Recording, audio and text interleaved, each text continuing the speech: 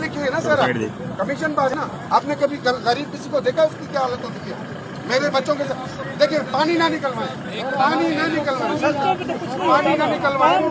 आप एक काम करें, आप एक काम करें, तो एक रात के लिए हमारे साथ बैठ जाए, सिर्फ एक रात के लिए बैठे, पानी खड़ा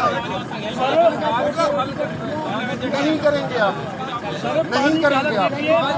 40 गाँव इस सेक्टर बोर्ड पे, आप नहीं कर सकेंगे, आप बात करें, हम खड़े हैं सर। अच्छा सर, यूसी आपके आदमी आपको वहाँ खड़ी चाय पी जाएंगे, बोतलों की बिना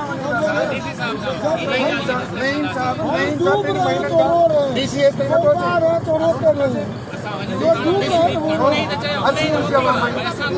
एक मतलब आप गाड़ी से उतर नहीं सकते, आपको इतनी ठंडक प्यारी है कि आवाम मरती रहे, आप AC में बैठना पसंद करते हैं। आज इस मसले को हल करते हैं। आज इसको अब यहाँ पे डी साहब के पास जाते हैं, पन्नुआ के वालों से रब्ता करते हैं, सुने हम बात सुनो, वास्ता ठीक है, इसको सारे को हल करके पन्नुआ के वालों से बात करते हैं।